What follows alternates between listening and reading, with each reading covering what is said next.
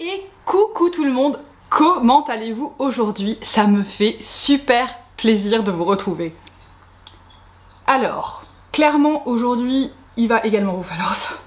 J'ai un petit peu l'impression que je vous fais beaucoup de vidéos où vous avez besoin d'attraper un café, un thé à boire parce que je vous abreuve de paroles. Mais en même temps, c'est cette période de l'année où il est temps de faire le bilan. Alors moi, bien évidemment, je suis en retard, parce que sinon ce serait trop beau, mais c'est le moment de parler, maintenant qu'on est rentré dans 2022, de parler ce qui s'est passé en 2021. Alors bien évidemment, on va pas parler de sujets qui fâchent, parce que ce n'est absolument pas le but ici. Non, on va parler bien évidemment de make-up, parce que ça remplit nos vies de paillettes et de joie.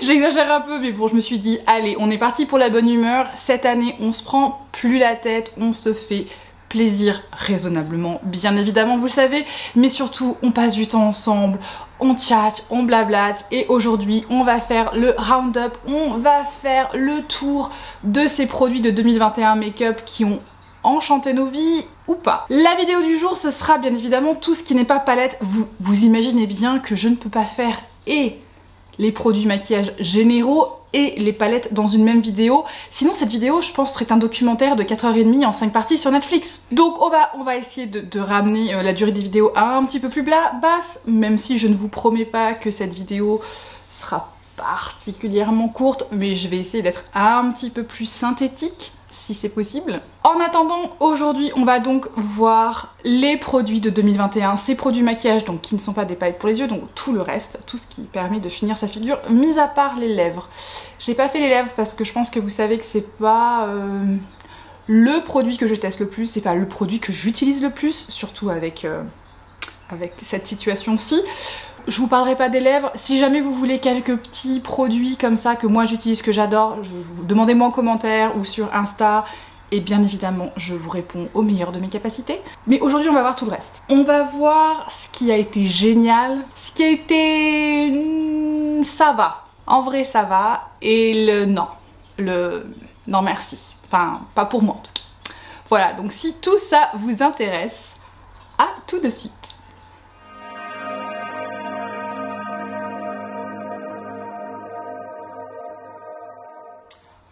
On va démarrer par le commencement. Commençons par le commencement, et c'est les bases, les primers, tout ce qu'on met en fait en première étape après sa routine de soins. Je vous conseille toujours, surtout si vous avez la peau un peu sèche comme moi, de toujours commencer par une crème hydratante. C'est vraiment la base. Protégez votre peau, hydratez votre peau. Ce sera votre défi pour 2022. En attendant, vraiment les bases, donc c'est ce qu'on met. J'ai aussi bien des bases teint que des bases yeux. En gros, j'ai surtout des choses que j'ai beaucoup aimées. Et il y a un truc que vraiment pas du tout. Alors vraiment pas du tout quoi. On va donc démarrer avec ce que j'ai vraiment aimé cette année. Et il y en a un qui est plutôt, je l'ai bien aimé, c'est pas révolutionnaire, mais je trouve ça confortable. Donc on va commencer par celui-ci, puis après on va monter crescendo pour ensuite se cracher lamentablement. Mais c'est le sérum de beauté fluide soyeux de chez Gucci. Donc vous savez, c'est celui qui vient dans la collection avec le fond de teint. J'ai vraiment bien aimé ce fluide soyeux. Alors vous voyez, je m'en sers pas si souvent que ça, c'est simplement, en fait je m'en sers plutôt l'été, voilà, en gros. Il apporte un petit côté très soyeux, c'est vraiment ça fait une sensation de soie et je trouve ça agréable l'été. L'hiver, j'ai besoin d'un tout petit peu plus, ou un truc un peu plus accrochant. Je sais pas si c'est pareil pour vous, ma peau est un petit peu différente, mais l'été, comme elle est un petit peu plus suintante, non c'est pas joli comme mot, mais vous voyez ce que je veux dire, ma peau est un petit peu plus d'eau qui circule. Je trouve que ça corrige pas mal ce côté un petit peu, enfin je sais pas, j'ai bien aimé ça cet été, je l'ai amené avec moi en vacances cet été.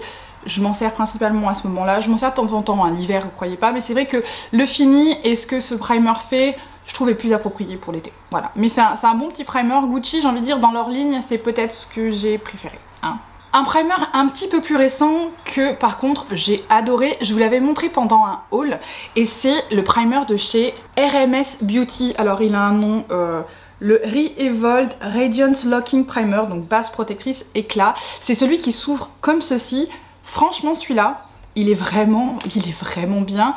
Alors ça a une texture assez accrochante et du coup c'est pour ça qu'il me plaît beaucoup.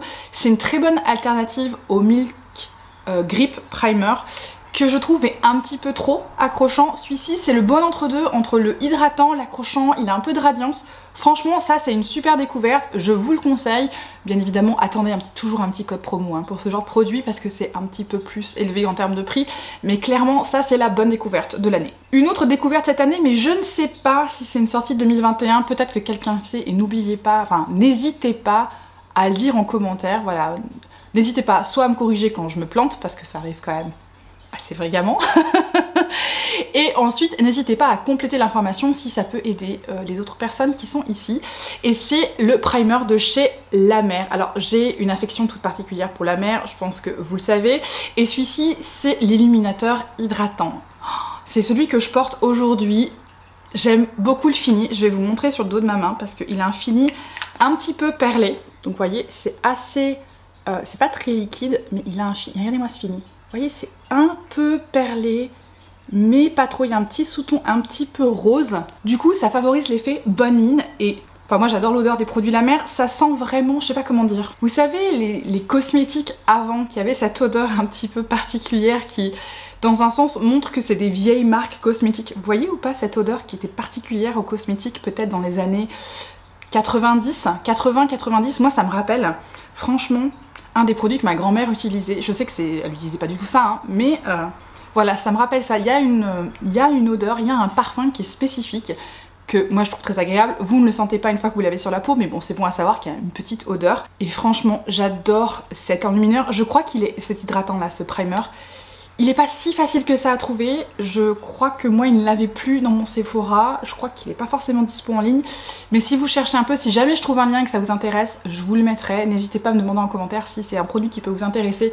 Il est bien évidemment plus cher parce que c'est La Mer et La Mer a un prix, comment dire, élevé à très élevé. C'est pas la prairie, hein, mais on n'est pas loin. Mais en tout cas, ce primer là, je sais pas. Vous voyez, il apporte une petite brillance. Je sais pas si vous voyez sur le dos de ma main la brillance que ça apporte. Mais voilà, c'est celui que j'utilise aujourd'hui. Je m'en sers bien évidemment moins souvent que ce que j'aimerais parce que le prix est assez haut et en plus il est pas si facile que ça à trouver.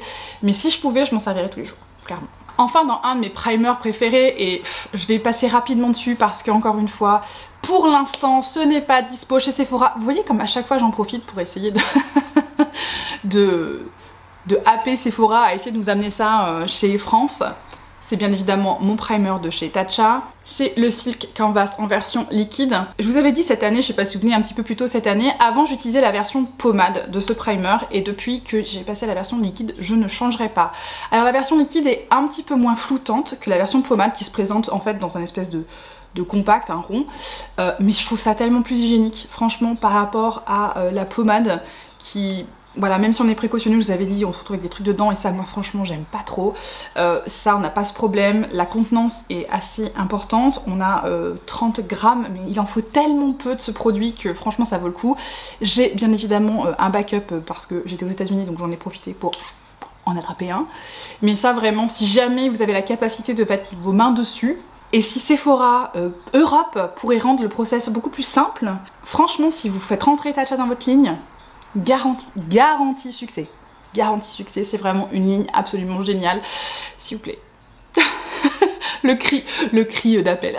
S'il vous plaît, Sephora. Alors j'ai oublié de le mentionner, mais ce que je vous présente là, c'est les primers que j'ai testés ou que j'ai redécouverts en 2021. Je vous présente pas bien évidemment les primers qui sont dans ma rotation habituelle, que j'utilise tout le temps, dont je vous parle tout le temps. Pour ne pas les nommer, le By Terry Brightening CC Serum, le Charlotte Tilbury Wonder Glow, pour n'en nommer que deux, mais ceux-là bien évidemment font partie de ma rotation, je vous les présente pas parce que si vous regardez un petit peu mes barres d'infos, vous voyez souvent ces noms-là dans les produits que j'utilise, notamment By Terry. Mais voilà, ça c'était simplement pour vous parler, là on va vraiment parler des produits que j'ai découverts en 2021 ou qui sont apparus en 2021 en gros. Hein. Maintenant on va passer dans la catégorie des primers pour les yeux. Vous voyez, le primer pour le teint, en fait je suis assez difficile, je vais pas forcément tester tous les primers du marché parce que je sais que je suis difficile. Et j'ai pas envie d'aller pour un primer qui, je sais, me plaira pas. Donc il n'y a pas de primer que j'ai été testé tout simplement parce que je sélectionne quand même beaucoup les primers que je fais rentrer parce qu'on n'utilise pas beaucoup, que c'est quand même des produits liquides qui ont une durée de vie limitée, donc ça sert à rien que j'en fasse rentrer 10 000 si c'est pour que ça me plaise pas et que au final ça termine à la poubelle quoi. C'est hyper... c'est du gaspillage plus. Donc voilà, petite explication. Maintenant au niveau des primers pour les yeux, c'est là où il y a le fail. On va d'abord commencer, on va faire du positif en premier. Un primer que j'ai découvert cette année, et je vous en ai parlé il y a pas longtemps puisqu'il fait partie d'un de mes derniers hauls, c'est le primer de chez Chantecaille. Il se présente comme ceci. Alors vous voyez, c'est en fait un stick et c'est une forme pommade. J'ai le mien en teinte light et ça franchement c'est une super alternative à mon Tom Ford. Alors moi mon primer chouchou c'est le Tom Ford. Depuis que je l'ai découvert je n'utilise que ça, c'est ce que j'ai utilisé aujourd'hui. Mais j'aime beaucoup le Chantecaille pour ces jours où j'ai un petit peu moins de temps et je veux quand même que mes fards performe, enfin on va dire que c'est, je l'utilise avec toutes les palettes qui sont pour moi des valeurs sûres, je vais utiliser ça parce que ça remplace l'étape du poudrage. Je pose ça, je travaille au doigt et c'est terminé, j'ai pas besoin de poudrer. Je trouve, alors ce que je trouve absolument hallucinant c'est le prix, hein. Chantecaille c'est vraiment pas donné. Mais je trouve vraiment ce produit à la hauteur. Je me rends pas compte en termes de... J'ai même pas regardé la contenance. Bon, il y a 1,3 g. C'est pas énorme. Mais sachez qu'il en faut vraiment pas beaucoup, c'est hyper pratique, ça en voyage. Je pense que dorénavant quand je voyage, et c'est ce que j'ai pris quand je suis partie aux États-Unis, c'est ce stick là. Je n'ai pas pris ma base Tom Ford, j'ai pris le stick Chantecaille parce que c'était beaucoup plus pratique. Ça va beaucoup plus vite, ça m'évite l'étape de poudrage. Voilà, très très bonne découverte de cette année. Et c'est l'heure du fail. Et là celui-là j'ai voulu l'aimer, vraiment j'ai voulu l'aimer, je l'ai testé plein de fois. À chaque fois que j'ai utilisé ça a été une catastrophe. J'ai tout essayé, tout seul, avec une poudre, en travaillant au doigt, en travaillant au pinceau, en mettant une crème pour les yeux spécifiquement avant. Vraiment, j'ai tout essayé. J'ai tout essayé parce que je voyais plein de gens qui disaient « Ah, que c'était génial, que c'était le meilleur primer du monde », mais alors pour moi, c'est une catastrophe. Et c'est le primer pour les yeux de chez Milk. Alors, pour rappel, c'est celui-ci, c'est celui qui appartient à la gamme Grip, donc le primer teint vraiment accroche, c'est ce que je vous disais quand je vous parlais de RMS, vraiment celui-ci il accroche, mais alors ça... Et ça s'accroche pas du tout, ça rend mes paupières huileuses, ce qui ne m'arrive absolument jamais. Enfin, je veux dire, j'ai les paupières sèches. Donc un peu d'hydratation, ça me pose pas de problème. Mais là, c'est pas l'hydratation, là, c'est de l'huile. Je me retrouve avec de l'huile sur les paupières. Et du coup, les fards, donc il n'y a pas de couvrance. C'est un primer qui n'a pas de couleur. Je veux dire, regardez. À la limite, s'il y avait une teinte... Non, il n'y a rien, c'est transparent. Et comme c'est transparent, ben, du coup, ça ne cache pas mes petites vénules, mes petites décolorations que je peux avoir sur les paupières, donc déjà, ça fait pas ça. Si à la limite, ça accrochait le fard particulièrement et que ça le rendrait plus vif... Mais non, en fait, au contraire, les fards... Je sais pas quoi, je sais pas, peut-être que c'est le mien. Je me dis, ça se trouve, c'est moi qui en ai un qui est défectueux. Mais alors, vraiment, une catastrophe. J'ai fait... Mais je m'en suis servi... Au bout d'un moment, j'ai arrêté parce que je crois que je m'en suis servi... Au total, j'ai dû essayer ça une dizaine de fois, avec différents... En me disant à chaque fois, bon, il faut que j'essaye autre chose, peut-être que c'est moi. J'ai essayé aussi en mettant un anti-cerne en dessous. Oh mon dieu, ça j'ai dû recommencer parce que j'ai mis l'anti-cerne, j'ai mis ça par-dessus, j'ai un peu brassé, et après j'avais mon anti-cerne qui commençait à faire des plis sur ma paupière, quoi. Enfin, le truc... horrible, horrible. Donc j'ai essayé, vraiment j'ai essayé, je sais pas, dites-moi si vous savez si ça vous fait ça ou pas, mais moi ça clairement, ça, non, hein, genre avec ça, mon look disparaît en une demi-journée, c'est un truc de fou, ça ne m'arrive jamais, je n'ai jamais de problème de tenue de mes fards jusqu'alors, je peux passer une journée entière, c'est-à-dire une journée qui va démarrer à 6 h du matin, qui va durer jusqu'à 23 h, et mon look est à peu près correct, quoi. Alors bien évidemment, il s'est un petit peu estompé, mais je veux dire, il reste vif. Avec ça, à midi, c'est fini, quoi. C'est complètement... non, ok, ça, non, ça, j'ai envie de dire, c'est poubelle.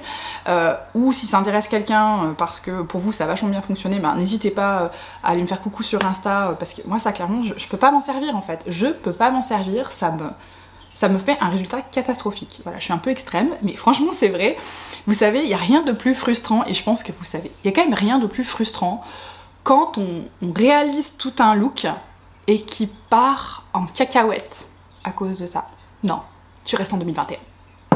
On va maintenant passer à la catégorie fond de teint, qui est ce que je fais après mon primer. Alors moi, ce que je fais bien évidemment, c'est je fais mon primer, je fais mes yeux, et ensuite je fais mon fond de teint. Oui, je sais, c'est des écoles différentes. Moi je préfère faire mes yeux en premier tout simplement parce que ma technique n'est pas assez bonne pour éviter les éventuelles chutes et tout ça. Moi j'aime bien nettoyer après, refaire un peu ma forme, voilà, chacun son truc. Il n'y a pas de bon ordre je pense. Faites comme vous vous sentez le plus à l'aise, hein. Autre objectif pour 2022, soyons nous-mêmes. Franchement, je crois qu'on est à un stade, ça ne sert plus à rien de se prendre la tête, hein. Donc on va maintenant parler de fond de teint, et dans les fonds de teint, c'est là où j'ai un petit peu de tout. J'ai les love, love, love, j'ai les et j'ai les blé. On va cette fois-ci faire dans l'autre sens. On va commencer par un... J'ai dit des blés... Non, si, un blé. Je l'ai pas du tout aimé. J'essaye de revendre le truc. Je l'ai testé pendant ma revue. J'ai fait une revue dessus. Pendant ma revue, je crois qu'on a vu que ça m'avait pas plu. Croyez-moi que je l'ai retesté plusieurs fois. J'ai même laissé passer des mois avant de le retester en me disant ça se trouve que... Non. Et autant le primer est bon, autant le fond de teint... Donc c'est le Gucci, le fond de teint Gucci fini naturel. Le fini est pas naturel. Je crois que c'est la plus grande critique que j'ai sur ce produit, c'est qu'en fait le fini est super mat, il est super asséchant. Et ça moi je peux pas avec la peau que j'ai une peau assez sèche, ça tiraille déjà assez suffisamment, hein. On va s'arrêter là. Donc du coup ça non, je l'ai retesté, hein. Je me suis donné plusieurs chances avec ce fond de teint et clairement il ne me convient pas du tout. Et ça, le fond de teint, petit disclaimer aussi, c'est très subjectif, hein. Ça dépend vraiment de sa peau. Je le dis à chaque fois que je vous parle de fond de teint, quand je vous fais des revues, je vous dis toujours que c'est par rapport à ma peau et par rapport à mes préférences personnelles en termes de fini. Je n'aime pas trop les finis mat, ça m'aplatit en fait. Je sais pas si ça a du sens ce que je viens de dire, mais en gros ça m'aplatit et ça ne me plaît pas. Je préfère des fonds de teint qui sont un petit peu lumineux, donc je vous le dis tout de suite, si jamais vous n'avez pas cette même préférence, mon classement, c'est pas un classement, mais ce que je vous dis ne résonnera peut-être pas, mais sachez que ça c'est trop mat pour moi, c'est pas du tout un fini naturel. Je m'attendais à beaucoup mieux, et puis c'est un fond de teint qui s'est asséché très vite, donc forcément il s'est dégradé très vite parce qu'en fait il reste sur ma peau. Peu importe ce que je mets en dessous, même si je mets le primer qui va avec dans la collection, ce fond de teint ne veut pas pénétrer, du coup et ben il bouge beaucoup, il se dégrade. Non, ça c'est un fail. J'allais dire c'est peut-être peut-être, non c'est même pas un peut-être en fait, c'est un fail. Ouais, non. Maintenant on va être dans la catégorie des passables, hein.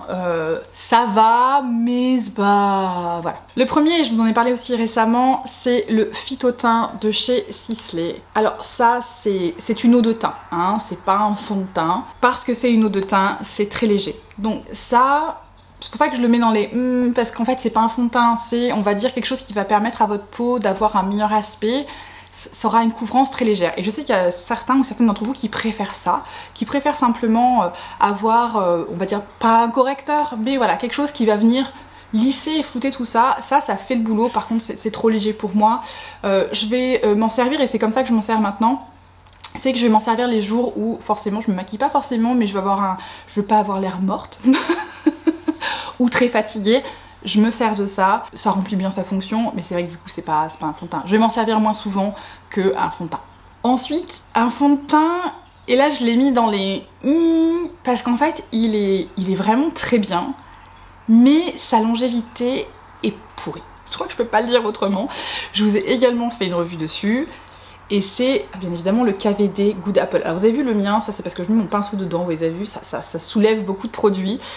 Donc après ça ressemble à rien. Je m'en suis quand même beaucoup servi, hein. Je sais pas si ça se voit, mais il y a presque un trou au milieu. Comment dire, j'aime beaucoup le fini de ce fond de teint. Honnêtement c'est une bonne sortie dans un sens où c'est vraiment un fond de teint qui a une excellente couvrance, mais qui n'a pas ce côté très matifiant, très masque.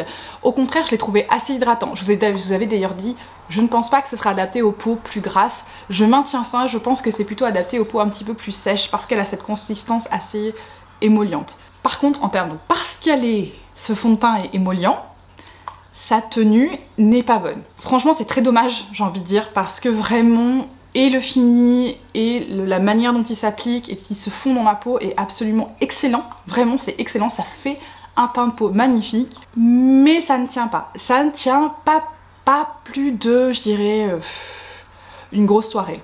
Je m'en suis servie... Au début, je m'en servais pour la journée et assez rapidement, ça se dégradait. Enfin, pourtant, mon boulot, je brasse. Il y a des journées où je brasse, mais globalement, je suis plutôt assise derrière mon ordi. Donc, je suis pas par Mons et par Vosges, je cours pas de partout. Et même en faisant rien, enfin, assez peu de choses, le fond de teint finit en fait par s'étioler. Donc, en fin de journée, en gros, j'avais encore un petit peu de fond de teint, mais clairement, il y avait des zones où ça avait disparu. Donc maintenant, la manière dont je me sers de ça, c'est quand je sors et que je veux vraiment un truc magnifique et je sais que j'ai pas besoin que ça tienne plus de, allez, 3-4 heures, j'utilise ça. Voilà. Parce que j'adore le fini, j'adore la manière dont les autres produits se marient dessus, mais comme je sais que sa longévité est vraiment mauvaise, et ben c'est comme ça que je m'en sers. Pour ça que je le mets au milieu, il est pas mauvais, il est pas non plus tellement génial qu'il mériterait la première place, tout simplement parce que il ne tient pas. Sachez-le, il ne tient pas assez longtemps pour être considéré comme un fond de teint de jour. Voilà. Et je sais que pour plein de personnes, avoir un fond de teint juste pour sortir, c'est ridicule. Moi, je suis capable de ça. Enfin, moi, je fais ça. Il y a des fonds de teint que j'utilise que pour les occasions spéciales, mais ça, c'est moi. Voilà, sachez que je peux pas vous le conseiller pour une utilisation quotidienne, surtout si, par exemple, vous êtes quelqu'un qui avait un métier qui vous oblige à beaucoup bouger, à beaucoup brasser. Ça, non. Ça tiendra pas sur vous.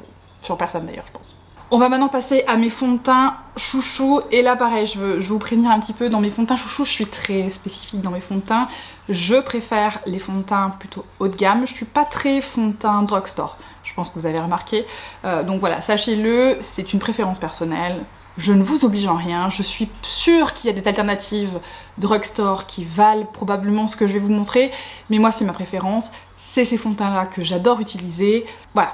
On va commencer par le plus abordable. Et là, je pense que vous savez mon amour pour les fonds de teint Dior. J'adore Dior. D'ailleurs, ils ont reformulé leur Skin Glow. J'hésite à l'acheter. Dites-moi si ça vous intéresserait, parce que j'ai fini, bien évidemment, mon ancien Skin Glow. Je l'ai terminé en cours d'année. Et je ne l'ai pas racheté parce que j'ai celui-ci, que je vais vous montrer. Mais est-ce que ça vous intéresserait? Une revue sur le nouveau Skin Glow? Voilà, n'hésitez pas à me dire en commentaire. Bien évidemment, celui que j'ai adoré cette année, c'est le Forever Natural Nude. C'est celui qui a remplacé pour moi le Skin Glow. J'adore ce fond de teint. Je trouve, et là pour le coup, vous voyez, fini naturel, ça c'est vrai. Ça fait vraiment un fini naturel, mais un peu radieux. Et je sais pas comment dire, il a une consistance très fraîche. Ça a du sens ce que je raconte? Il fait très frais, il fait un teint très, voilà, très frais, très lumineux. Alors je l'utilise moins en ce moment parce que c'est moins le fini qui m'intéresse l'hiver. Mais alors par contre cet été, printemps-été, je m'en suis servi quasiment tout le temps.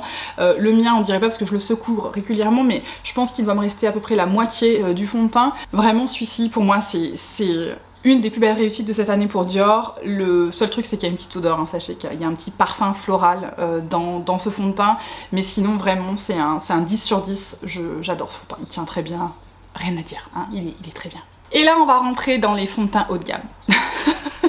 Donc si c'est pas votre jam, vous pouvez passer à la catégorie suivante, mais celui-ci je crois pas qu'il soit sorti cette année, je ne sais pas. Hein. Pareil, corrigez-moi si vous le savez, je pense que si, mais en tout cas moi je l'ai découvert cette année et c'est le Tom Ford Shade and Illuminate. J'aime beaucoup ce fond de teint. Alors ça pour moi c'est comme mon fond de teint de la mer, hein, qui reste mon chouchou, qui n'est pas là parce qu'il ne date pas de 2021 et je ne l'ai pas découvert cette année, mais ça pour moi c'est comme le fond de teint de la mer. Je l'adore, mais c'est tellement cher que je peux pas m'en servir aussi souvent que j'aimerais. Celui-ci, ce que j'aime particulièrement, et je sais que ça peut paraître un peu surprenant, c'est qu'il a un SPF de 50, une protection UV de 50, et je vais vous dire un truc, cet été je m'en suis beaucoup servi, ça m'a sauvée dans plein de situations où en fait j'ai oublié de mettre de la crème, hein, je vous le dis très honnêtement, des fois ça arrive, genre on se baladait tout ça, puis j'ai pas forcément réfléchi alors que j'ai la peau fragile, hein. Ça m'a sauvé ce truc là, en fait le SPF qui est à l'intérieur vraiment fonctionne très bien. Du coup après une fois que je m'en étais rendu compte, forcément je l'ai sorti de plus en plus souvent. C'est plutôt ma teinte d'été d'ailleurs, elle est un peu plus foncée que ma teinte actuelle, mais vraiment c'est un super fond de teint. C'est très dommage que ce soit aussi cher, mais voilà, il a un fini soyeux, c'est floutant, ça tient très bien, c'est une très belle réussite de chez Tom Ford. Et le dernier c'est pareil, je vous en ai parlé récemment, je vous l'ai dit, je peux pas vous conseiller un fond de teint comme ça, même si moi personnellement je l'adore, et c'est le Chanel Sublimage, l'essence de teint. Alors avant ce format-ci, ce que Chanel avait une format pommade dans un pot, un peu comme leur crème. Ils ont sorti cette année l'essence de teint dans ce format-là un peu liquide. Oh, le fini de ce fond de teint, c'est ce que je porte aujourd'hui. Je veux dire, regardez-moi ça, ça fait un fini. C'est ma peau en 1000 fois mieux. Voilà, il n'y a pas d'autre mot pour expliquer ce que fait l'essence de teint. Alors, il y a un peu de soin dans ce fond de teint, donc il y a une odeur, la gamme Sublimage a une odeur un petit peu de vanille. Moi, ça me dérange pas, mais sachez-le, j'adore ce fond de teint. Pareil, vu le prix de ce bébé, je peux pas vous le conseiller, à part si vous avez le budget, bien évidemment. Et deux, moi, je peux pas l'utiliser trop souvent pour cette raison, mais qu'est-ce que j'adore utiliser ce fond de teint. Je trouve à chaque fois le fini magnifique. Je sais pas comment dire, on a quelque chose qui est très liquide, donc c'est plutôt sous forme de sérum, mais alors ça a une couvrance qui est excellente pour un produit qui a cette consistance là, et vraiment ça se fond, ça se marie hyper bien avec les autres produits, ça, je l'aime beaucoup. Je suis tellement triste que ce soit ce prix là, mais vraiment il est excellent. Si jamais vous vous posiez la question, et je vous l'avais déjà dit, hein, je préfère largement l'essence à lait beige. Si vous voulez un fini radieux, je vous conseille forcément beaucoup plus celui-ci. On va maintenant passer à la gamme des anti-cernes, et là il n'y en a pas beaucoup. Parce que les anti-cernes c'est un petit peu comme les primers pour moi. J'ai du mal à en tester des nouveaux. Une fois que j'en ai trouvé un que vraiment j'aime, il faut vraiment venir me chercher pour que j'en teste un autre. Pendant très longtemps, mon préféré c'était le Power Fabric de chez Giorgio Armani. Je l'ai remplacé par mon NARS Radiant Creamy. Celui-là, je l'adore. Pareil, si vous regardez mes barres de description, vous voyez tout le temps ce nom-là. C'est parce que c'est mon anti-cerne préféré du moment. C'est celui que je porte. Je trouve qu'il fait un super boulot. Il est pas trop épais, il a la bonne couvrance. Bref, 10 sur 10. Shape Tape, c'est un petit peu trop pour moi. Les anti-cernes, par exemple, de chez Pat McGrath, c'est aussi un petit peu trop. Je trouve qu'ils ont une consistance un petit peu épaisse et ça les rend un peu difficiles à travailler pour moi, qui est en fait un dessous d'œil très très fin. Je sais pas si ça vous parle ce que je vous dis. Donc voilà, pour que vous connaissiez un petit peu mes préférences, j'aime bien de la couvrance mais il faut pas que ce soit trop épais. Cette année, j'en ai donc pas testé tant que ça. J'ai testé un nouveau correcteur, donc moi j'utilise normalement le Magic Vanish de chez Charlotte Tilbury, je le surkiffe, ça n'a pas changé. Et cette année, il y a un nouveau correcteur qui est sorti, je vous ai dit que j'allais le tester, et c'est le correcteur de chez NARS. Maintenant, du coup, ce correcteur, c'est celui-ci, j'ai pris le mien en teinte light. Alors, j'ai eu l'occasion de le tester plusieurs fois, il fait le taf, mais il est un peu trop liquide pour moi. Je pense que c'est un très bon correcteur, c'est pas le problème, mais le fait qu'il soit un peu plus liquide, dans la manière dont j'applique mes produits, moi ça m'oblige à travailler un peu plus. Je passe beaucoup plus de temps avec ça qu'avec le Magic Vanish où juste je pose et je travaille au doigt. Là, comme il s'étire un peu plus, il faut que je sois un peu plus vigilante avec ce que je fais avec ce correcteur. Donc, il est pas mauvais, mais quitte à choisir, je préfère pour l'instant le Magic Vanish. Je suis pas subjuguée par les résultats de ce produit. Il est un petit peu plus hydratant que la pommade, donc ça c'est son côté positif, je vois une différence, mais du coup ça me fait un dessous d'œil un peu plus radiant, ce qui n'est pas forcément ce que je veux. Donc voilà, c'était pas un mauvais produit, mais c'est pas non plus pour moi le produit qui allait révolutionner. Enfin, ça n'a pas remplacé mon produit chouchou, voilà, pour vous dire où il est. Après au niveau des anti-cernes, en fait j'en ai testé deux, on va dire vraiment j'en ai testé deux cette année, qui sont sortis cette année. Le premier, et en fait pour les deux j'ai un avis qui a plus ou moins évolué. Le premier c'est de By Terry. C'est le By Terry Hyaluronic Hydra Concealer. C'est celui qui se présente avec un pinceau. Alors clairement moi ça, les pinceaux comme ça, j'aime pas trop. J'aime pas en fait, j'aime pas. Il faut mettre, non, moi il me faut un intermédiaire entre mon œil et le produit. Soit un pinceau, soit mon doigt, mais directement sur je peux pas. Donc ça déjà, je trouve pas ça génial. Au début ça me dérangeait pas et en fait je me rends compte que ça c'est une préférence, c'est mon truc, c'est mon petit pet peeve personnel. Je préfère avoir un intermédiaire entre le produit et mon œil. Mais c'est vrai que du coup, au début je l'aimais beaucoup. J'aimais beaucoup le côté hydratant, le côté donc hyaluronique. J'aime beaucoup les poudres de cette gamme là. J'ai beaucoup aimé la crème de cette gamme là. J'ai pas trop aimé le fond de teint de cette gamme. Je l'ai trouvé très asséchant étonnamment pour un fond de teint qui avait un produit soin. Je me suis rendu compte, et là c'est là où il faut vraiment bien essayer les produits dans plusieurs conditions. Je me suis rendu compte cet été, donc dès que j'ai la peau qui chauffe un peu, voilà c'est ça la différence entre l'été et l'hiver pour moi, c'est dès que j'ai la peau qui chauffe un peu, ça ne marchait absolument plus, ça filait très rapidement. En gros je peux m'en servir quand j'ai la peau très sèche et très froide, donc au cœur de l'hiver, ce qui n'est pas hyper pratique hein, pour l'anti-cerne. Donc dans ces conditions là, pas de problème, il tient très bien. Par contre, dès que j'ai un peu chaud, dès que ma peau est un peu plus pulpée, assez étonnamment elle est moins sèche, ça fonctionne moins bien et ça file beaucoup plus. Si vraiment vous avez la peau très sèche tout le temps, je pense que c'est un très bon anti-cerne parce que voilà, il a ce côté un peu hydratant qui est vraiment visible et la sensation est réelle tout de suite. Par contre, si vous avez un tant soit peu d'hydratation ou de chaleur ou je sais pas quoi, ça va vite filer. Voilà, ça ne tient pas malgré les différentes étapes que je peux avoir avec mes anti-cernes. Celui-ci, voilà, je me suis rendu compte à l'utilisation parce que j'ai commencé à l'utiliser fin d'hiver, début de printemps, donc pas de soucis. Et à partir de l'été, ça a été je l'ai fait 3-4 fois et puis je comprenais pas, je pensais que c'était la poudre, du coup j'ai changé la poudre. Non, c'était ça en fait. C'était ça. Donc là, on est revenu dans l'hiver, je pense que je peux le ressortir, mais... ouais, j'ai des anti-cernes qui fonctionnent toute l'année, j'ai pas besoin d'un truc comme ça. Et enfin, un qui est une énorme déception. Et j'essaye hein, toutes les astuces que vous m'avez données pour le faire fonctionner. Vraiment, je voulais l'aimer. Je voulais l'aimer de tout mon cœur. Et c'est le Lancôme. un idol wear. Je voulais l'aimer, hein. Vraiment, j'avais vu plein de revues, c'est ce qui m'a convaincue, de personnes qui ont une peau aussi sage que la mienne, avec un dessous d'œil aussi un peu sec comme le mien, avec des petites ridules, tout ça. Et ça avait l'air magnifique, et ça avait l'air tenir hyper bien, et vraiment pas pour moi. Je sais pas si c'est moi qui fais quelque chose. Alors bien évidemment j'ai écouté vos conseils qui étaient de peut-être pas forcément mettre un correcteur en dessous, de peut-être voilà, faire les choses différemment. Malgré ça, alors c'était un peu mieux sans correcteur, hein, je vous le cache pas, il s'est mieux comporté quand il y avait absolument rien en dessous, c'était juste ma peau. Mais c'est trop quoi, enfin, devoir changer complètement ma routine pour utiliser un anti-cerne quand d'autres fonctionnent très bien avec toute ma routine complète et qu'en plus j'ai le résultat que je veux, ça vaut pas le coup pour moi. Ça vaut pas le coup, vu en plus le prix de l'anti-cerne, ça vaut pas le coup. Donc je vais m'en servir comme je vais me servir du fond de teint de chez KVD quand je sais que j'ai pas besoin que ça tienne plus de 2-3 heures. Parce que voilà, c'est ça le problème avec celui-là pour moi, c'est qu'il file très vite. Je ne sais pas pourquoi. Il file et puis il se décolle. Je sais pas si c'est le bon terme, mais en gros je l'applique et au bout de quelques heures j'ai des morceaux qui disparaissent. Donc on voit, il y a des endroits où c'est magnifique et puis j'ai des endroits où on voit mes cernes en dessous. Enfin c'est très étrange comme truc. En plus comme je peux pas utiliser de correcteur en dessous parce que clairement là ça marche pas du tout quand je fais ça, et ben là en dessous c'est mes cernes. Moi j'ai même pas le correcteur qui m'aide à masquer la fatigue. Donc non, je suis super déçue. Je pense que là c'est vraiment une histoire de peau, ça n'agrée absolument pas avec ma peau. On va maintenant passer au bronzer. Et j'en ai pas tant que ça, que j'en ai découvert en 2021. Pareil, les bronzers, j'ai mon fond de roulement, ces bronzers que j'adore, que j'utilise tout le temps. Il y en a un qui a disparu, j'ai envie de pleurer, c'est le Marc Jacobs Fantastic. Pourquoi Marc Jacobs, où vas-tu? Que fais-tu? Reviens. Je suis très dramatique aujourd'hui. Mais c'est vrai que voilà, les bronzers, j'en ai testé quelques-uns cette année. Pas énormes, et on va dire qu'il y en a qui sont notoirement géniaux. Et il y en a qui sont... ça va.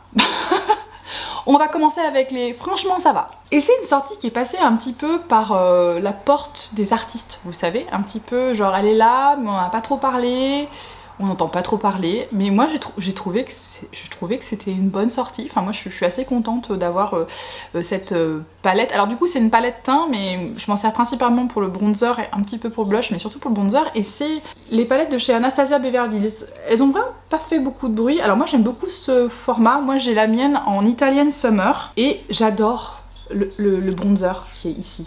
Vraiment, ce bronzer, j'adore cette teinte, c'est un peu chaud, donc cet été c'était parfait. Le blush et la light sont franchement très bons aussi, hein, mais vraiment le bronzer, je trouvais que c'était une super teinte, il marchait très bien. C'est une bonne petite palette visage, je comprends pas trop pourquoi, on en a pas trop parlé. Alors c'est pas la palette visage qui a révolutionné le marché, elle était je pense un peu chère pour ce que c'est, clairement.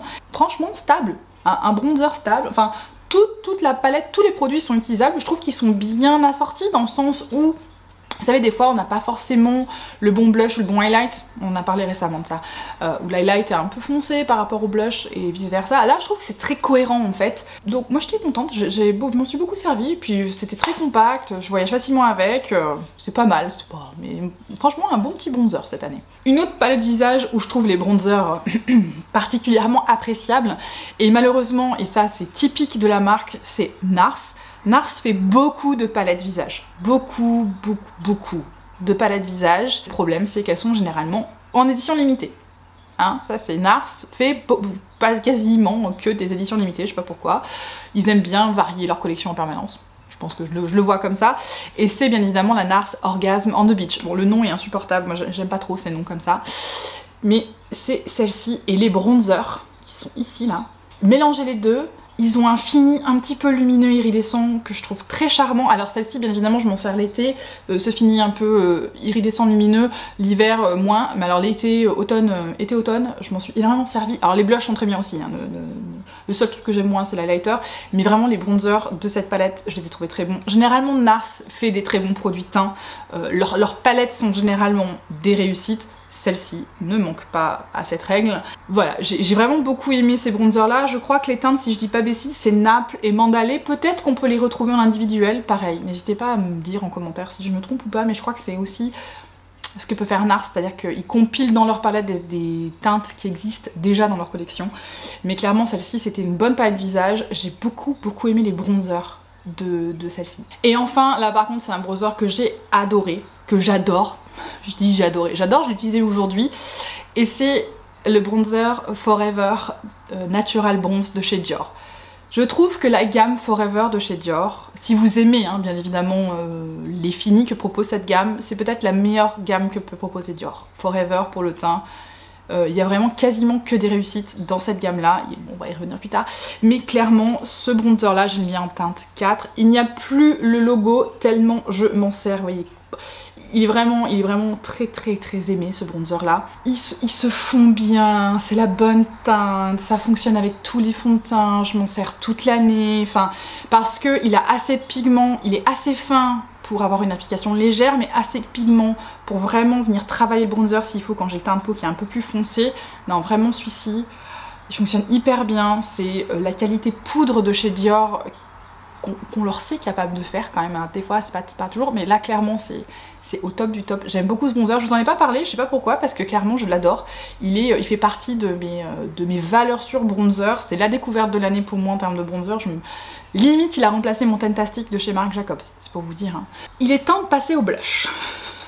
Et je fais une petite grimace parce que, je vous l'ai dit il y a pas longtemps, hein, j'aime beaucoup les blushs. J'ai bon, les palettes bien évidemment, mais en fait j'aime beaucoup les produits teints. J'en parle pas souvent sur ma chaîne parce que c'est très subjectif. Alors le blush moins, mais tout ce qui est fond de teint, anti-cerne, c'est très subjectif. Le blush, je vous l'ai dit, j'adore jouer avec le blush. J'adore jouer avec les différents finis de blush, avec les différents sous-tons de blush. Vraiment, je m'amuse beaucoup avec le blush et du coup, j'en ai pas mal. Et forcément, vu qu'on va parler de 2021, eh ben on va parler de pas mal de blush. Plus que les autres catégories, vous allez voir, c'est peut-être là où j'en ai le plus à vous partager.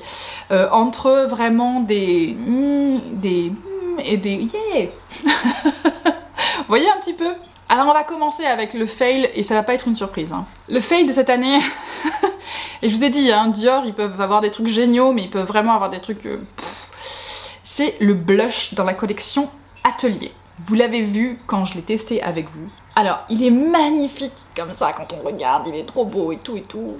Mais c'est paillettes fest ce truc. Genre, clairement, c'est des paillettes. C'est pas un blush. La couleur ne ressort pas, on a que les paillettes. C'est un truc de fou ce machin. J'avais tellement d'espoir dans ce blush. J'aime beaucoup les blushs Dior. Il y a de magnifiques blushs dans leur collection. Ça en fait pas partie. Hein. Ça fuyez. Fuyez vite. Hein, sauf si vous aimez les paillettes partout sur votre visage. À ce moment-là, c'est votre blush chouchou. Mais sinon, c'est pas un blush. C'est de la paillette. Voilà. Dans les blushs, pareil, genre... Alors, il est pas exécrable, hein. C'est pas... On va dire que c'est pas paillette fest comme l'atelier de chez Dior. Mais j'ai été déçue quand même. J'ai été déçue et je pense que vous savez, c'est le nouveau Rose Cheek Duo de chez Natasha Denona. J'ai été déçue de ce blush. Je l'ai retesté, hein. J'ai essayé avec un autre pinceau, mais ça marche pas. Il faut que je le prélève au doigt, il faut que je le fasse chauffer au doigt, il faut que j'insiste beaucoup. C'est trop de travail. Pour un blush crème, j'en ai d'autres crèmes qui fonctionnent beaucoup mieux que ça. Je trouve la taille du fard particulièrement agaçante, et ça c'est moi, hein. Je sais que tout le monde ne partage pas, il y en a qui préfèrent des formats plus compacts, ça les dérange pas tout ça. Non, moi j'étais déçue par ce blush. Natasha peut faire tellement mieux que ça, donc celui-ci, bon, ouais, je vous le conseille pas. Dans les blushs qui étaient pas mal, mais c'est pas non plus les blushs de l'année, c'est des blushs de chez Colourpop. Alors Colourpop, bien évidemment, c'est une marque qui est beaucoup plus abordable. Je teste pas toutes les collections de Colourpop parce qu'il y en a clairement beaucoup trop. Clairement beaucoup trop. J'ai testé quelques blushs cette année, souvent Colourpop c'est plutôt leur palette, hein, bien évidemment, qui m'attire. Les produits teints un peu moins. Mais bien évidemment, il y a eu 2 collections cette année qui ont directement touché mon cœur d'enfant Disney. Alors pas forcément Disney, mais qui ont touché la petite fille en moi. Et c'est les collections Powerpuff Girls, donc les super nanas en français si je dis pas de bêtises, et bien évidemment la collection Tinkerbell, la fée clochette, mais ça on en a déjà parlé. Et dans ces collections il y avait des produits teints, c'est peut-être les seuls que j'ai testés cette année de chez Colourpop, si je dis pas de bêtises. Il y en a une aussi, la Saint-Valentin, vous savez, en forme de cœur, mais je vous mets en fait les blushs au même endroit dans le sens où ça va, mais c'est pas non plus... Donc il y a les blushs de la collection de chez les super nanas. Celui-ci c'est Saving the World. Alors j'aime beaucoup la couleur, la couleur est intéressante. c'est très pigmenté en fait, du coup ça nécessite une application assez méticuleuse, et pour un blush poudre je trouve que c'est beaucoup d'exercice pour rien. Il y a des couleurs similaires dans des formulations qui sont plus faciles. Celle-ci voilà, elle peut vite devenir trop, hein. C'est ça, c'est le seul défaut que je lui trouve, sinon ça marche très bien, c'est très mignon, c'est super nana, mais voilà, c'est pas non plus un truc à tomber par terre quoi. Et l'autre blush que j'ai testé, et c'est une autre formulation, c'est pour ça que je vous parle des deux, c'est les Super Shock. Donc ça c'est dans la collection bien évidemment de la Fée Clochette, c'est celui en Magic Moon. Et là c'est plutôt une histoire de packaging. J'aime beaucoup cette teinte, donc je vous montre Magic Moon pour rappel. C'est un peu une teinte similaire à celle des Super Nana, hein. On est dans des corails comme ça un petit peu. Celui des Super Nana est un peu plus orange.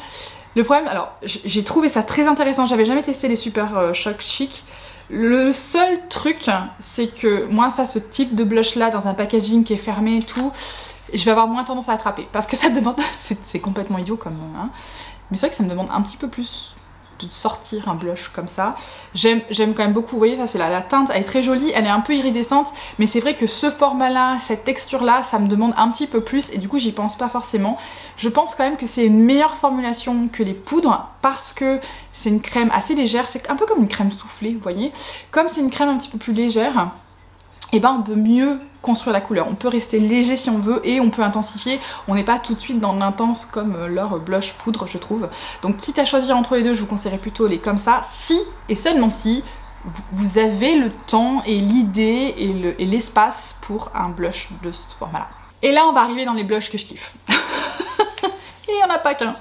Il n'y en a pas qu'un, il y a eu plein de blushs cette année, j'en ai testé plein. Je vous en parle pas forcément, je sais pas si c'est des choses qui pourraient vous intéresser en dehors des palettes bien évidemment.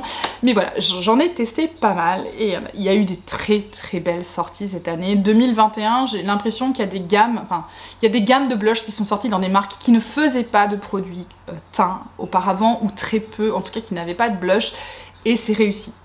Et c'est réussi, le job a été rempli. On va commencer avec bien évidemment une de mes chouchoutes, on va parler de Pat. Et Pat nous a sorti des blushs cette année. Et quand elle sort quelque chose, alors c'est pas toujours vrai, hein.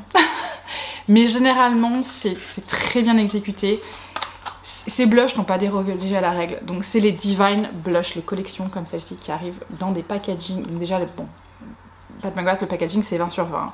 Et les blushs qu'il nous a sortis, donc déjà il nous a sorti tout une gamme de couleurs que j'ai trouvé intéressante. C'était pas 3 blushs, c'était pas 3 fois la même sous-teinte, on a vraiment eu toute une variation de teintes. On a eu aussi une variation de finis, on avait des finis mat et des finis qui étaient un peu plus iridescents, donc ça c'était vraiment intéressant. Donc j'ai plusieurs blushs de cette gamme. Celui que moi j'adore et que je vous présente aujourd'hui comme étant un de mes favoris de 2021, c'est Desert Orchid, et vous allez voir, c'est celui-ci. Donc il est un peu neutre, mais il est un peu avec un sous-ton un peu chaud, pas terracotta, mais vous voyez, un peu marron. C'est pas un rose en fait. Il est assez beige et du coup, il est magnifique. Vraiment, les blushs de la gamme de chez Pat McGrath sont très beaux, fonctionnent très bien. Pour moi, c'est une réussite de 2021. Je vous conseille, alors bien évidemment, c'est un investissement, c'est Pat McGrath, hein, vous n'allez pas avoir un blush à 5 €, mais je vous conseille vraiment d'en tester un. Desert Orchid, c'est un très neutre, mais il est magnifique. En tout cas, pour moi, ça fait un fini superbe. Et je peux que vous conseiller ces blushs-là, ils sont vraiment top. On fait un petit virage avec un blush par contre hyper abordable dont je vous ai parlé, que j'ai eu dans une boîte mystère, mais heureusement que je l'ai eu, et c'est un blush de chez Odenzai. Odenzai, je vous en parle souvent, c'est cette marque suédoise, donc ça permet de faire venir en France sans payer TVA, donc ça c'est cool. Et c'est le blush Alva dans la collection Fruit Blusher, et celui-ci c'était Sweet Peach. Super beau blush, il y a un fini un peu iridescent, j'aime beaucoup cette couleur. Ça fait partie de ces blushs qui peuvent se construire, on a assez d'intensité, mais pas de go, on peut vraiment construire la couleur. J'aime beaucoup la sous-teinte, elle est un peu froide, donc pour moi ça c'est un blush très intéressant quand je fais des looks qui vont être plutôt froids, un petit peu comme ce que j'ai aujourd'hui. C'est typiquement le genre de blush que je vais aller attraper. J'aime beaucoup le format, c'est très compact, c'est très pratique, c'est vraiment pas cher. Donc si vous ne connaissez pas, je vous conseille, ça fait partie de ces blushs qui, en termes de finition, on se rapproche vraiment de ce que peut faire Pat McGrath. Pour vous donner une comparaison, on va voir un petit peu dans ces finis un petit peu lumineux radiant, c'est dans cette gamme là, et avec ces sous-tons qui sont un petit peu différents, c'est pas juste un rose ou juste un terracotta, c'est voilà, il y a moyen de trouver, je pense, un blush qui correspondrait à un sous-ton spécifique. Et voilà, c'est hyper abordable. Franchement, je vous conseille, c'est très bon rapport qualité-prix. Alors pareil, on a une collection qui est passée un petit peu de côté. Alors en fait c'est MAC, c'est un blush de chez MAC. MAC fait des sorties très récurrentes, ils nous sortent des collections assez fréquemment, mais j'ai l'impression que MAC est un petit peu sur la pente descendante, on en parle moins. Ils n'ont pas fait preuve d'une innovation particulièrement énorme ces derniers temps.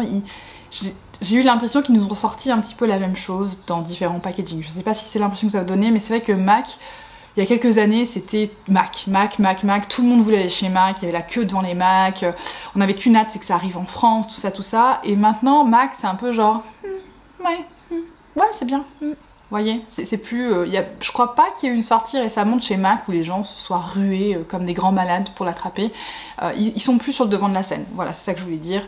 C'est une marque fiable, mais ils ont perdu un petit peu de leur magie. Ceci étant dit, ils ont sorti une collection cette année dont les blushs, moi, m'ont happé. Les palettes, plus du tout. Les palettes MAC, je les trouve hyper standards. Ils nous font toujours la même chose avec des beiges. Bon, ça va 5 minutes quoi, hein. Une fois qu'on en a une, on les a toutes. Mais alors, par contre, ces blushs là, et puis le packaging. Ils sont très forts pour le packaging. Et c'est la collection Black Sakura. Je veux dire, regardez-moi ce packaging là, avec les petites fleurs, les fleurs cerisier. Superbe. Et ça, c'est leur blush en fait en extra dimension. Donc ils ont ça dans leur gamme classique, hein, les extra dimensions, vous pouvez les trouver dans leur packaging classique. Bon, bien évidemment, moi, le packaging avec les fleurs de cerisier, bon, forcément ça m'a plu. Et j'ai le mien en Room to Bloom. Et vraiment, c'est des blushs qui sont très iridescents. Et c'est ce qui me plaît en fait dans ces blushs là de chez MAC, dans les extra dimensions, c'est cette iridescence. On va avoir quelque chose qui est assez brillant, vous voyez, mais pas trop. Voilà, c'est pas non plus un topper de blush. Parce que oui, ça existe les toppers de blush maintenant. J'ai vraiment beaucoup aimé. Si vous ne connaissez pas les blushs extra dimension et que vous aimez ce côté un petit peu iridescent, je vous les conseille. C'est franchement un très bon rapport qui a été pris. Bon, alors après, moi, c'est ce packaging là cette année, je l'ai trouvé absolument superbe, le packaging Black Sakura. Mais c'est vrai que bon, c'est une valeur sûre de blush, les blushs de chez MAC. D'autres blushs que j'adore, et c'est parce que vous savez mon amour pour la marque By Terry, je vous en ai parlé donc. Comme je vous en ai déjà parlé, je vais pas non plus le passer 10 ans, c'est la nouvelle palette de cette année qui était en Beach Bomb, qui sont les palettes comme ça avec les poudres CC. Mon Dieu, comme vous savez que j'aimerais qu'ils nous ramènent les poudres CC comme celle-ci, c'est mon... Par pitié, By Terry s'il vous plaît, ramenez-nous les poudres CC. Les blushs de cette palette sont juste sublimes. En plus, c'est cette formulation CC. Très bonne réussite. J'ai l'autre aussi, hein, en Sunny Flash. Moi, j'aime beaucoup, en fait, ces petites palettes de chez By Terry. Je m'en sers particulièrement quand je brasse et tout ça, quand je voyage. Il y a une odeur très forte. Si vous n'aimez pas la rose, vous n'allez pas aimer ça. Parce que ça sent très fort la rose. C'est le propre de la gamme CC, ça sent la rose. Mais vraiment, les blushs sont très beaux. Ils s'appliquent très bien. Voilà, vous savez, hein, moi, By Terry, je suis assez fan de leurs produits teints et notamment de leur gamme CC comme ça. Donc celle-ci ne déroge pas à la règle. Alors, je vous disais récemment, j'ai l'impression que ça fait 3 heures que je parle, mais on n'est pas loin. Je vous ai dit quand je vous ai parlé de NARS qu'ils avaient le chic pour faire des éditions limitées, ce ne sont pas les seuls. Chanel, qui a des blushs sublimes, a cet énorme travers de les rendre tous, quasiment tous, sauf leur gamme classique qu'ils ont, mais sinon tous les autres blushs un peu différents qu'ils font chaque année, c'est des éditions limitées. Soit vous arrivez à l'attraper, soit c'est terminé, vous ne le reverrez pas, hein, c'est clair, Chanel ne fait jamais demi-tour. Et ce blush là, je vous en parle rapidement parce que vous ne le trouverez pas, il ne se trouve plus, mais si seulement il pouvait le refaire, et c'est Fleur de Printemps. C'est ce duo blush absolument sublime qu'ils nous ont sorti cette année. Il est resté peut-être 2 mois et après il a disparu, donc bon, je l'adore, je vous en parle parce que ça fait partie de mes blushs préférés de cette année et je suis vraiment triste que Chanel fasse ça, c'est-à-dire qu'ils nous sortent des blushs et puis après bye bye. Les chaînes aussi était un blush sublime avec un sous-ton mauve, mais voilà, les deux n'existent plus. Pourquoi? Donc là ils ont sorti une nouvelle gamme de blush, je sais pas si vous avez vu, il y a des blushs comètes qui ont l'air très beaux, et aussi les blushs printemps, il y en a un qui est genre orange vif, il a l'air sublime. Vous pouvez être sûr que c'est des éditions limitées et que si vous mettez pas vos mains dessus maintenant, vous ne les reverrez pas. Mais voilà, en attendant, les blushs Chanel, je vous les conseille parce que c'est vraiment des très beaux blushs, notamment ces plus grands formats là, pas les petits qui sont dans leur gamme classique, là c'est des formats qui sont plus grands. Je vous les conseille, ils sont très beaux. Bien évidemment, c'est un plus grand investissement, hein, c'est Chanel, mais vraiment, si vous aimez les gammes comme ça de chez Chanel, vous ne serez pas déçus. Généralement, leurs éditions limitées sont superbes. Un autre blush, et c'est une gamme qui est sortie il n'y a pas très longtemps, on l'a enfin chez Sephora France, et c'est des blushs de chez Tom Ford et c'est leur Shade and Illuminate. C'est les blushs qui vont avec le fond de teint dont je vous ai parlé. Alors le mien a des à-coups dedans, hein, c'est moi qui plante mes ongles. Vous voyez là, hein, j'ai planté mes ongles ici. Mais voilà, c'est celui-ci, ça c'est la teinte 2 Explicit Flush. Ils sont très beaux ces blushs. Ils sont plus légers que d'autres blushs que j'ai, c'est-à-dire qu'en termes de construction, on peut pas aller trop loin non plus, mais justement c'est ça que j'aime bien, c'est que ça se fond vraiment très bien. Ça fait un effet très naturel. Par rapport à d'autres blushs où vraiment on voit que j'ai posé le blush, on a quelque chose qui est un petit peu plus sophistiqué. Vraiment, c'est un petit peu la marque de fabrique de chez Tom Ford et je vous le dis souvent avec ces quads, on a un look avec Tom Ford, comme on peut avoir un look avec Charlotte Tilbury. Voilà, avec Tom Ford, il y a un look. Et c'est vraiment ce look un petit peu flouté, sophistiqué, c'est ça sa marque de fabrique. Et ce blush là ne déroge pas à la règle. J'aime beaucoup cette teinte, j'aurais bien aimé avoir la teinte 01 mais je la trouve pas. En tout cas chez Sephora quand je voulais la trouver, elle était en rupture assez rapidement. Mais la teinte 02 est très belle aussi. Elle est un petit peu plus chaude que la teinte 01, mais vraiment c'est des très très bons blushs. Une autre marque qui nous a sorti cette année des blushs et qui jusqu'alors n'avait que des rouges à lèvres. Est-ce que vous voyez de qui je veux parler? Qui est plutôt une grande marque de la maroquinerie française et c'est Hermès. Hermès a sorti des blushs et ça a été bien réalisé. Alors, le budget, moins, mais c'est Hermès. La maison Hermès est réputée pour avoir des prix luxe. Et là, on est dans le luxe, clairement. À 20 000 € le sac, vous voyez ce que je veux dire? C'est très très très cher. Donc leur gamme maquillage bien évidemment n'est pas à la hauteur de leur maroquinerie, Dieu merci, mais c'est quand même pas donné. Après il y a tout un univers qui va avec leur maquillage, qui est à la hauteur de la marque, et leurs blushs sont des très bons blushs. Et dans l'expérience utilisateur et dans le blush en lui-même, hein, parce que bon, on a déjà vu des expériences très bonnes et le produit était nul. Là c'est pas le cas, le blush est magnifique. Donc moi j'ai acheté 2 teintes, j'en ai pas acheté 18 000, j'en ai acheté 2. Et celle que je vais vous présenter c'est Rose Abricot. Alors déjà je vais vous montrer le packaging parce que ça se présente comme ça se glisse. Et on a le blush à l'intérieur. Le compact est juste magnifique, enfin vraiment il y a tout, c'est vraiment très très bien fait. Et Rose Abricot, il est vraiment très beau, c'est des blushs qui sont très fins. Ils n'ont pas une intensité folle, on a quelque chose qui va être plus léger, mais j'ai envie de dire ça un peu la marque de fabrique des maisons de parfumerie un peu sophistiquées. On va avoir des choses qui vont être plus subtiles. Je pense que la démographie visée préfère les choses plus subtiles. Mais du coup, Rose Abricot ne déroge pas à cette règle. Il apparaît beaucoup plus foncé, je pense pour vous, qu'il en réalité il est assez clair. C'est une teinte beige rose assez claire qui du coup fait très teinte peau. Ça fait voilà, un petit rehaussement de couleur mais pas trop. Il y a une odeur assez forte aux produits Hermès, c'est des produits un peu de parfumerie, donc si vous n'aimez pas ça, vous n'aimerez pas. Alors pas l'application, mais quand vous tenez le blush, on sent vraiment le parfum. Par contre, c'est des blushs qui sont très beaux, ils sont un peu poudreux, donc ça c'est à savoir, mais alors par contre le fini est superbe. Voilà, c'est très léger. C'est très léger, mais c'est quand même coloré, et voilà, c'est très sophistiqué. On est dans cette gamme-là de blush. Moi j'aime beaucoup, j'ai une grande sensibilité pour ces blushs-là, mais c'est vrai que ça correspond plus à mes looks pro. Voilà. Enfin, le dernier blush dont je voulais parler, et c'est pas un blush à proprement parler, c'est dans une palette, mais vous savez de quoi je vais vous parler. On va revenir à Natasha, parce que Natasha est capable du meilleur. Et ça pour moi c'est le meilleur. Et c'est les blushs qui sont dans ces Glam Face palettes. J'adore les blushs qui sont ici, c'est des blushs crème. C'est peut-être le meilleur blush crème que je connaisse, c'est celui que je porte aujourd'hui. Ça se travaille sans problème, ça se met au doigt, au pinceau, ça peut se construire, ça se fond. Ils sont superbes ces blushs. Tous ces blushs devraient être ces blushs là. Le reste, elle peut prendre la formulation et la poser ailleurs, parce que clairement cette formulation là c'est probablement la meilleure que j'ai jamais testée chez elle. Et moi j'en veux plus, c'est comme ça. Moi je veux plus de teintes de cette formulation là parce que clairement elle est excellente. Et je sais pas si vous voyez le blush aujourd'hui, comme il est juste fondu, il est un peu iridescent, il est superbe. Et ben c'est celui... Non, j'ai mon highlight qui vient de tomber. Attention, vos produits peuvent sortir de leur fard. Genre c'est pas le fard qui est tombé, c'est le produit à l'intérieur du fard qui a fui. Bon, ça n'enlève rien au fait que j'adore le blush, hein, mais ok. Excusez-moi, faut que j'aille chercher une serviette. Bon, j'ai nettoyé tout ça. Alors là, je vous cache pas que c'est un peu la mauvaise surprise, le fait que le fard s'en aille. Je comprends pas bien pourquoi. Ça a l'air de tenir. J'ai envie de faire des expériences. Bon, et ben voilà. Soyez vigilants, attention, les fards peuvent sortir de leurs emplacements. On va maintenant passer aux highlighters et pareil, j'en ai plusieurs, j'en ai qui sont vraiment géniaux et j'en ai qui sont genre Et j'en ai un qui est genre bleh. Et celui-là, je vous en ai déjà parlé. J'ai pas changé d'avis, j'ai essayé de m'en servir, mais non, clairement, ça pour moi, c'est un topper pour les yeux. C'est l'highlighter de chez By Mario, c'est le Master Crystal Réflexion en quartz. Je vous l'ai déjà dit, ça c'est des paillettes. Pire que le blush Atelier de chez Dior. Donc je vais pas m'éterniser dessus, ça clairement, ne le preniez pas pour un highlighter. Ce n'est pas un highlighter. Ensuite, dans les highlighters qui sont genre...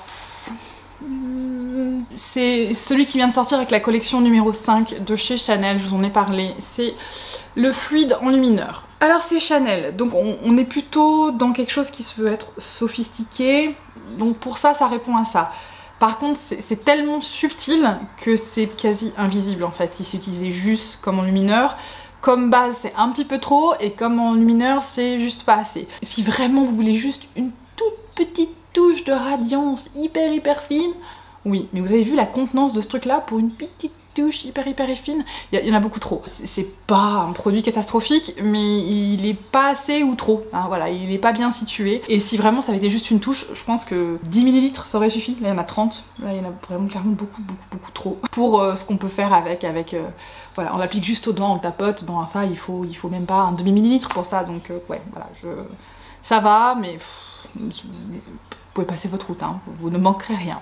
Un highlighter qui est sorti cette année, mais est-ce que vous vous en souvenez? Genre, est-ce que vous savez que c'est cette année que c'est sorti? Parce que moi, il a fallu que j'aille chercher quand même dans mes archives, que j'aille faire quand même un petit peu de recherche en me disant mais c'était cette année ça? Et oui, et c'est Ice Out de chez Anastasia. C'est sorti cette année. Oui, je vous jure, vous pouvez aller vérifier. Donc, pour rappel, c'est celui-ci. Alors je pense qu'on avait tous beaucoup d'attentes hein, par rapport à cet highlighter, notamment quand on sait qu'Anastasia a fait un highlighter comme celui qu'elle a fait avec Amrezy. Celui-ci c'est peut-être un de mes enlumineurs préférés, il marche avec tout, la formulation est géniale, c'est la bonne couleur, voilà. Et c'est vrai que quand elle a sorti Ice Out, comme Amrezy était une édition limitée qui n'existe plus, tout le monde s'est dit yes, génial, trop bien. Et ben c'est pas la même formulation. C'est pas une formulation, donc Amrezy c'était une formulation un peu gelée, qui faisait qu'il avait ce fini un petit peu floutant.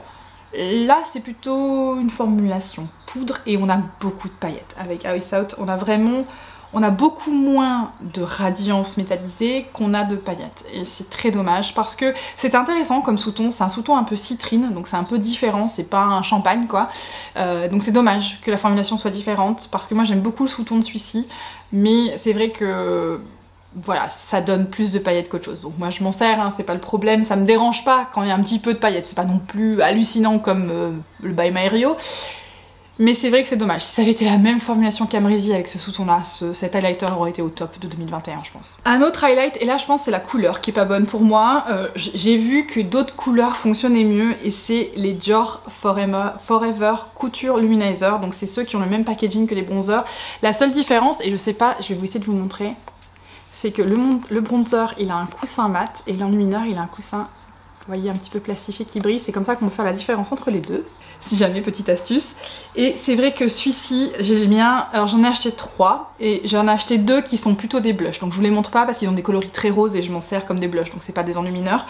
Que j'aime beaucoup, c'est teinte 5 et 6, si jamais, mais ça c'est la teinte 3 en Pearlescent Glow. Et je voulais une teinte un peu froide. Vous voyez, il a un petit sous-ton un peu bleu. Il a un peu trop de paillettes. Il est très translucent. Vous voyez, il est très translucent et ça fait quelque chose où il y a beaucoup de paillettes. Vous voyez, c'est ce qui ressort en fait. Ce qu'on voit, parce qu'il a cette base très claire, c'est les paillettes. Et donc quand on s'en sert, on voit principalement les paillettes. C'est une réalité, on voit principalement les paillettes quand on s'en sert. Donc c'est vrai que c'est dommage. Je crois que la couleur 01 est meilleure que celle-ci. Du coup, je peux pas vous conseiller la couleur 03. La couleur 03, je la trouve un peu trop pailletée. Dites-moi en commentaire si vous avez d'autres coloris de cet enlumineur là que le 3, le 5 ou le 6. Si par exemple vous avez le 1 ou le 2, est-ce que c'est mieux que le 3? Parce que clairement le 3 c'est trop pailleté. Là on arrive à des enlumineurs qui sont très bons, qui sont sortis cette année. Et bien sûr c'est mes grandes copines qui les ont proposés. Alors je viens de vous parler de la Glam Face, l'enlumineur de la Glam Face qui vient de tomber. Donc je vais le laisser dans son petit capuchon qui est ici. Il est superbe. C'est celui que je porte aujourd'hui. Enfin, regardez-moi ça. Regardez-moi la lumière qu'il apporte. Et vraiment celui-là il envoie du lourd. Les enlumineurs c'est pareil, une formulation qu'elle ne fait pas ailleurs. Si tous ces enlumineurs pouvaient être comme ça, je valide, ils sont superbes. je vous l'ai dit, hein, c'est des très bonnes petites palettes, c'est Glam Face. Et mon autre copine a sorti des enlumineurs cette année que moi j'ai adoré et c'est Pat McGrath. Tous ces enlumineurs ne se valent pas. Elle a plusieurs formulations différentes. Elle est pas très régulière sur ses formulations d'enlumineurs, je sais pas pourquoi. Mais en fait elle en propose plusieurs finis. Donc un que moi j'ai beaucoup aimé cette année, c'est celui qui était dans la collection de Divine Rose. Pour rappel, c'est celui-ci, c'est celui qui a un sous-ton, alors vraiment il est rose, hein, c'est le Skin Fetish Ultra Glow. Moi j'aime beaucoup cette formulation, c'est une formulation gelée, donc j'ai une affection particulière. Celui-ci a vraiment une teinte, je vais vous montrer parce que, hop là, voyez, regardez, un peu pêche, un peu rose. Moi j'aime vraiment beaucoup cet highlighter avec des looks justement un peu plus Saint-Valentin. Quand je fais des looks très roses ou très rouges, je me sers de cet highlighter là, ça complémente vraiment bien le look. Et puis vous savez, je le mets dans le coin interne de mes yeux, ça fonctionne toujours bien. Donc ça pour moi c'est une très bonne formulation. Et l'autre highlighter, je trouve qu'il y a une formulation superbe et j'ai mis du temps à franchir le pas. Donc en fait il est sorti avec sa gamme de blush et c'est le Divine Glow. Donc c'est une autre formulation que celui que je viens de vous présenter. Il est dans le même packaging que les blushs. C'est la teinte Golden Nectar et je sais pas pourquoi j'ai mis du temps. En fait je l'ai acheté en même temps de mes blushs et puis je l'ai posé en me disant je l'essaierai plus tard et je sais pas pourquoi parce qu'il est superbe. C'est celui-ci, c'est plutôt un champagne. Il y a un fini, je vais essayer de le mettre en dessous ici. Regardez-moi ça. Donc il est un peu foncé. Vous voyez, il est un peu plus champagne foncé. Mais alors, il a un fini, il est très lumineux, mais très floutant. Il est moins lumineux, bien évidemment, que ce que peut faire Natasha dans sa Glam Face. Mais il a un côté un peu floutant. Il se marie vraiment très bien. Je trouve que c'est un très bon enlumineur. Vraiment, Pat fait des très bons enlumineurs. Là, j'ai pas un enlumineur de chez Pat que j'aime pas. Je vous conseille, si jamais vous voulez découvrir un petit peu sa gamme teint, elle est franchement pas mauvaise. Pour ça non plus. Et on va finir avec les poudres. Et cette année des poudres, j'en ai pas testé tant. Alors moi j'aime beaucoup les poudres, hein, je vous l'ai dit, ça fait partie de ces produits que j'aime beaucoup avec les blushs et les palettes. J'aime vraiment beaucoup les poudres. J'en ai pas mal. Et j'aime bien jouer sur différents types de poudres. Pour moi c'est un petit peu comme le blush, la poudre apporte quelque chose de différent. Au niveau des poudres pressées, il n'y en a pas tant que ça j'ai testé cette année. En termes de poudres pressées, j'ai testé deux choses. Une que je connaissais déjà mais pas dans cette teinte là. Et une où j'ai complètement changé d'avis dessus. Donc ce que j'ai testé cette année qui n'existait pas mais que j'avais déjà, c'est la poudre Skin Fetish de chez Pat McGrath, qui est sa poudre pour le dessous d'œil. Donc moi j'avais la mienne en teinte 0. J'ai acheté la teinte Yellow qu'elle vient de sortir. Génial pour le dessous d'œil. Je la préfère à la teinte 0. La teinte 0 était un peu claire pour moi, donc il fallait que j'ai la main très légère. Et du coup comme j'avais la main légère, j'avais pas forcément le fini que je voulais. La teinte Yellow est meilleure pour ça. Je vous la conseille. Et celle où j'ai complètement changé d'avis, où la première fois que j'ai essayé, j'étais là genre, qu'est-ce que c'est que ce truc, ça sert à rien. Et je pense que vous savez, c'est la poudre Dior Backstage Powder No Powder. Comment vous dire? Au début, cette poudre, j'ai pas compris. En fait, il y a eu deux choses. J'ai pas utilisé le bon pinceau, parce qu'il faut quand même un pinceau un peu spécifique pour cette poudre aussi, pour avoir le résultat voulu. Et ensuite, dans ce qu'elle faisait, j'ai pas tout de suite compris ce qu'elle proposait. En fait, c'est pas une poudre qui va pas, je vous l'ai dit, je vous l'ai redit, cette poudre ne va pas matifier, cette poudre ne va pas irradier, cette poudre va fixer sans rien changer.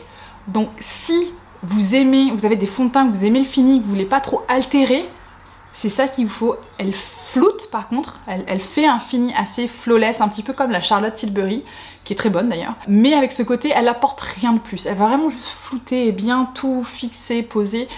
Et pour ça, elle est vraiment géniale. J'ai vraiment changé d'avis. Au début, je comprenais pas, j'étais genre mais ça sert à rien. Et en fait, je m'en suis servi plusieurs fois, notamment quand je filmais. Et en fait, je vois la différence quand après j'édite. Je me dis tiens la vache, j'ai un teint qui est hyper unifié. C'est quoi déjà?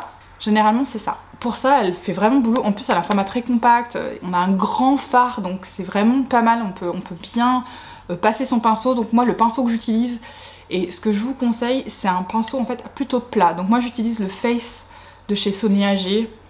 Voilà, c'est un pinceau qui est vraiment très bon, qui n'est pas forcément facile d'obtenir. Mais voilà, un kabuki par exemple, un pinceau plat et à forme ronde mais plat, je vous le conseille, vous le passez dedans. Et ensuite vous venez en fait travailler en rotation sur votre peau, ça fait un résultat superbe, ça floute mais sans rien changer à la finition que vous avez pu mettre en dessous. Et ça pour ça c'est une très bonne poudre. Maintenant pour les poudres libres, j'ai un fail, vraiment un fail. Hein. J'ai une découverte genre cette année. Alors le fail, parce que cette fois-ci on va commencer par le fail, c'était dans un de mes hauls et je vous avais dit que j'allais le retester et je l'ai retesté et je comprends pas cette poudre. Je comprends pas cette poudre et je suis déçue parce que j'adorais l'original et c'est la poudre de chez Laura Mercier. Donc l'original est génial, je l'ai fini, je vous l'ai dit. Pour finir une poudre comme ça qui fait 30 grammes, en sachant que j'en ai pas qu'une, faut vraiment que j'aime la poudre. Donc Laura Mercier, c'était ma poudre chouchou pendant des années. Et je me suis dit, bah tiens, elle en a fait une version un petit peu remasterisée cette année. Celle-ci, c'était une poudre libre, fixante, transparente, light catcher. Donc ça se voulait être un petit peu plus irradiant. Je me suis dit, génial. Moi j'aime bien quand, voilà, il y a un peu j'aime bien quand ça irradie un peu, pas de souci. Non, ça irradie beaucoup. Ça irradie beaucoup trop. On est à la limite d'un highlighter avec ça, d'un enlumineur. Or, c'est une poudre. Et moi je veux pas en fait briller comme ça, comme si j'avais sué, comme si j'avais fait du sport pendant 4h30, c'est pas ce que je cherche, c'est pas classe comme résultat.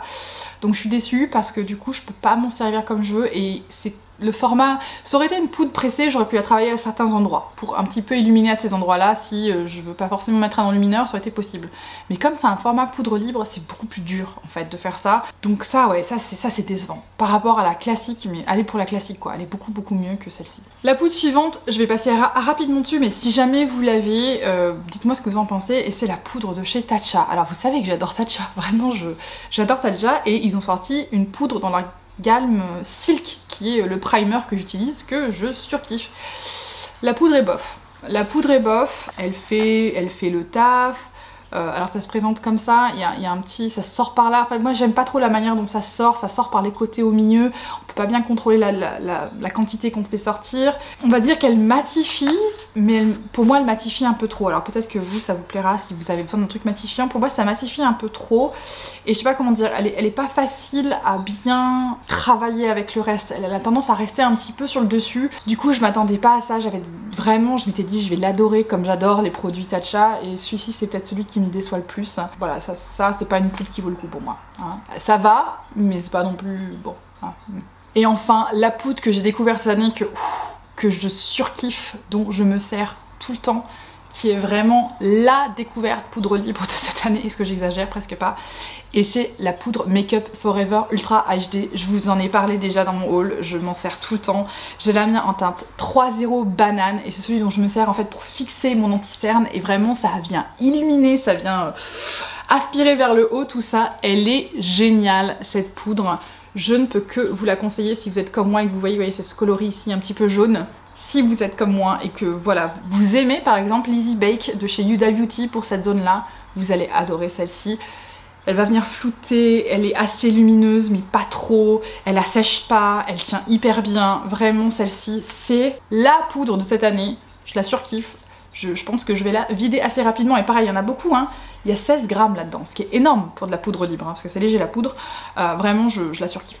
Et pour terminer, et je vous promets après on a fini pour le top pour ce round-up 2021, mais je t'avais dit il fallait prendre un café, il fallait comme ça, il fallait se poser, vous voyez, il fallait faire tout ça. Il fallait faire tout ça parce que ça a été une longue année, mine de rien. Bon, pas plus longue que les autres, hein c'est pas une année bisextile, mais quand même, ça a été une année assez conséquente. Et le dernier produit dont je vais vous parler, c'est un peu un produit qui a tous les produits de teint qui me plaisent, aussi bien bronzer, blush que highlighter, et je vous en ai parlé récemment. C'est la Nude Gasm de chez Charlotte Tilbury. Cette palette visage est très bonne. Je vous la conseille. J'ai la Love Gasm que j'aime moins que celle-ci. Parce que les tons sont un petit peu trop décrochés. Vous voyez ce que je veux dire? C'est pas parfait. Les tons sont un petit peu soit trop foncés, soit trop clairs. Enfin, on n'est pas au bon endroit. Là, c'est parfait. Pour mon teint de peau, c'est parfait. Les bronzers sont sublimes. Ils sont pas trop iridescents. C'est ce que je reprochais à la Love Gasm. Je trouvais les bronzers un peu trop iridescents. Là, ils sont mat, donc ils sont parfaits.